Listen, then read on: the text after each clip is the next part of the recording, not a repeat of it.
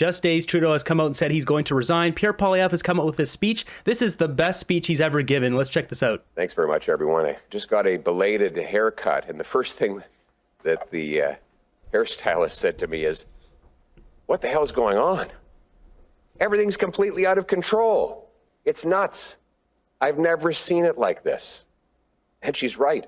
But before we get to the obvious of the last 60 days of Liberal chaos and the threats that that weakness has invited from incoming President Trump, let's just talk about everything that was out of control before that. Housing costs, out of control, doubled after 9 years of NDP Liberals, rising faster than in any other country in the G7.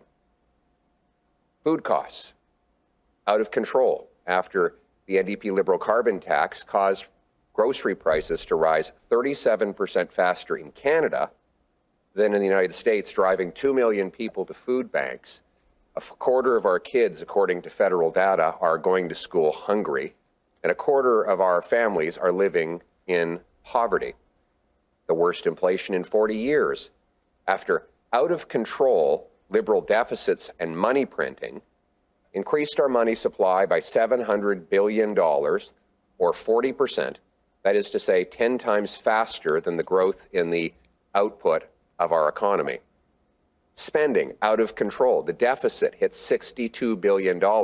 Remember, we were all supposed to accept the excuse that COVID caused the deficit, but as we get further and further away from COVID, the deficit actually gets bigger and bigger. Yeah. The deficit, 50% bigger than it was supposed to be. A fact we found out the same day that the finance minister who was supposed to tell us about this failure resigned and blamed her boss for that failure. Immigration is out of control with a 200% increase in year-over-year population growth, causing a massive housing, social service, and job crisis.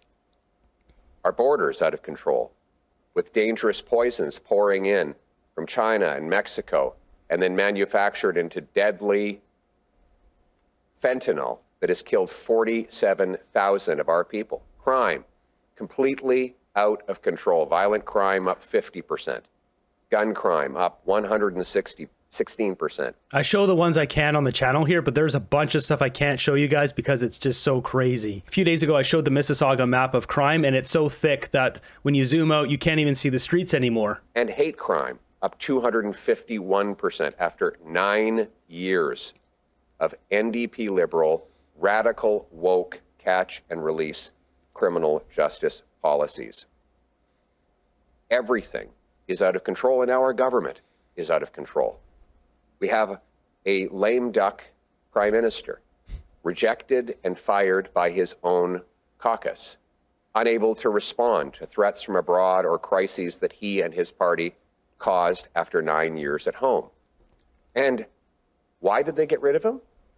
Did Liberal MPs get rid of him because they disagree with his policies doubling the housing cost? Did they say that all of a sudden they've changed their mind on quadrupling the carbon tax up to 61 cents a litre? Is it because they feel guilty over the hell they've unleashed in our streets? No. They say he's doing a great job. It's just that Canadians unfairly don't like him anymore. And that unpopularity threatens their power, paychecks, and pension. And so, right before an election, the Liberal MPs want to elect another Justin Trudeau who has a different face.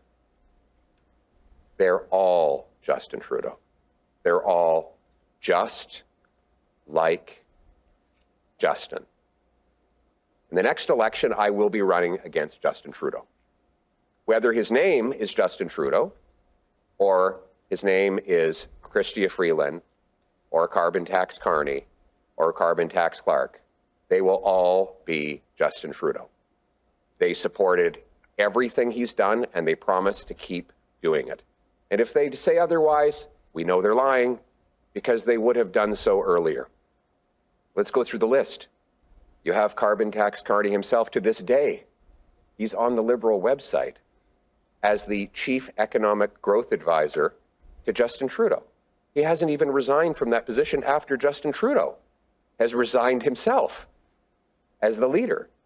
Presumably then, Carbon Tax Carney supports every single economic policy that has given us the worst decline in per capita GDP of any G7 country, that has doubled our debt, that has taxed our people, that has destroyed our productivity. Not to mention Carbon Tax Carney is a WF puppet. His own website, Change for Carney, links to the WF. Oh, there's one disagreement. Carbon Tax Carney doesn't think that Justin Trudeau is spending enough on heat pumps. That's the only disagreement we can find so far between Mr. Trudeau and his top economic advisor, Carbon Tax Carney.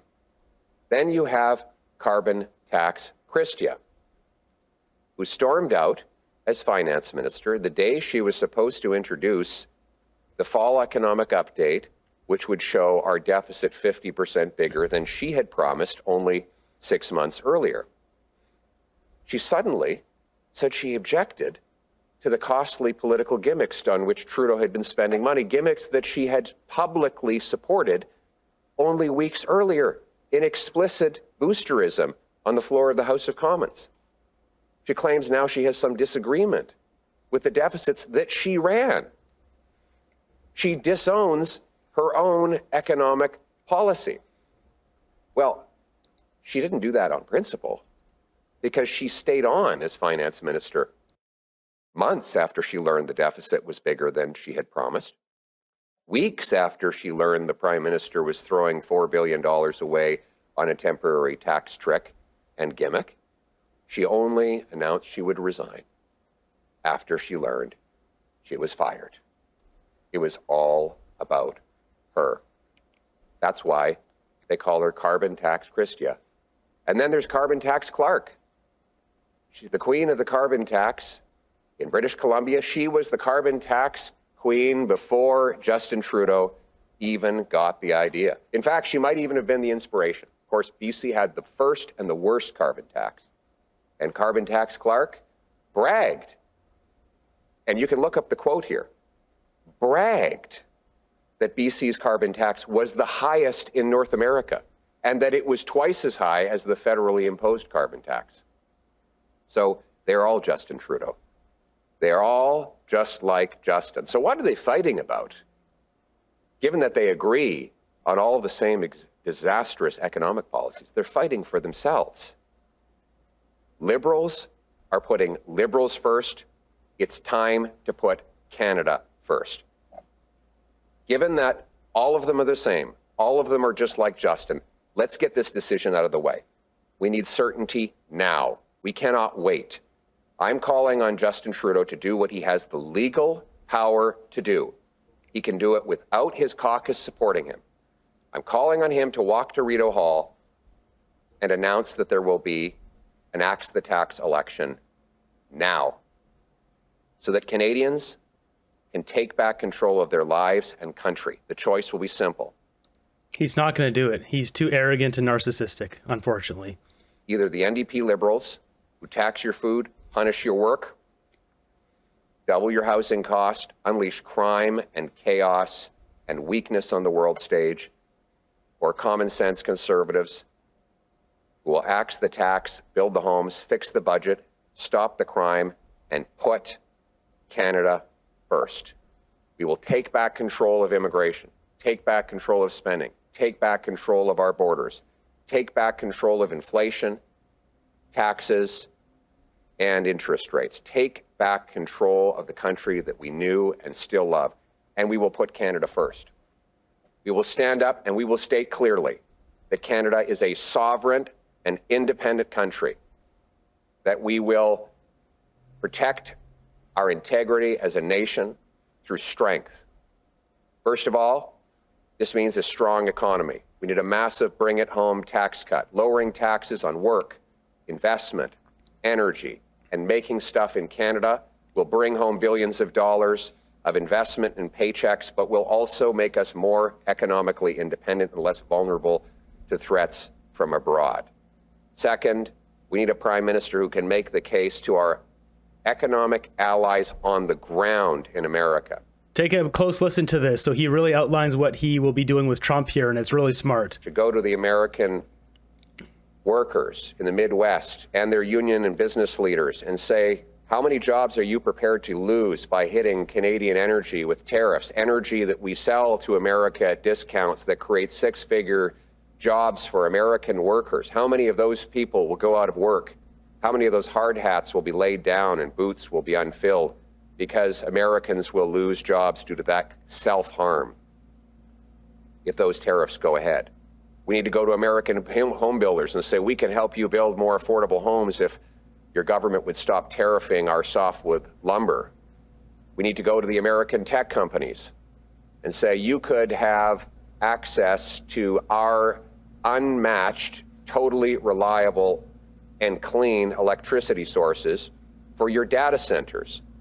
AI requires 10 times as much electricity as traditional information technology does.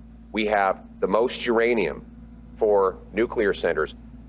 Meta, Google, Microsoft are all buying or refurbishing their own nuclear plants to power their data centers. We can do it for them here in Canada. Cold, dry climate, lots of energy, low cost, totally reliable, 100% ally, right next door. We can provide that to America. And energy. Today, Venezuela being torn apart, with opposition leaders being attacked. And what is America going to be forced to do? Buy Venezuelan oil instead of good, clean Canadian oil. Not only should we condemn Maduro and the dictators in Venezuela for what they're doing, we should shut them off by shutting down their energy and their oil sales and replacing it with Canadian oil sales. The Americans, our friends, want Canadian oil, not Venezuelan, not Iranian, and not other dirty dictator oil from around the world. These are the arguments that a strong prime minister with the brains and backbones to lead a country would be making right now if we had a serious government. And that's what we're going to do. We're going to take back control and put our country first. That means rebuilding our economy, bringing home production, rebuilding our military, supporting a strong border, reinstating controls on immigration, and most of all, being proud of our country and unapologetic for our history. We need to honor our past and our shared values. Just take another close listen to this here. We need to live out the dream that started with John A. Macdonald. Yes, I said John A. Macdonald, who believed in an independent and sovereign Canada. We need to uphold our heroes, stop tearing down our symbols. So regarding John A. Macdonald, our first Prime Minister of Canada, there's been multiple statues toppled. The statue of Montreal was toppled in August 2020 during a protest calling for defunding of the police. Activists in Montreal toppled and removed the top of his body. Regina statue was also removed in April 2021. Following public consultations and debates, Regina's City Council voted to remove Macdonald's statue from Victoria Park. Also got Montreal's decision not to reinstate the statue in August 2023 after the 2020 toppling. Montreal authorities decided to not reinstall Macdonald's statue. It says it will be restored and placed in a new site. John A. Macdonald is a part of Canadian history, and Pierre is delivering a strong message here that we will not be woke. We will not bend to the broken woke policies that are destroying our culture right now. Remind people who come here that when they're given a Canadian flag and they land on Canadian soil, that it's the greatest gift on earth and that they should be proud to be part of the Canadian family. That's what it means to be a proud Canadian. That's what it means to put Canada first. Let's bring it home. Thank you. That's a powerful speech. This man is ready to be prime minister. He's delivering this speech not just to Canadians. He was delivering this to the world. He's delivering it to Trump and America and letting everyone know that he's here to play. He's here to become the prime minister. Now, if we look in contrast, we have Justin Trudeau who's sucking his thumb under his desk. He hasn't come out for any speech. He hasn't come out to address the situation with Trump. He's barely even speaking up on his intent to resign. He's abusing his power by proroguing just so they can have a leadership race. The corruption runs deep in the Liberal Party of Canada.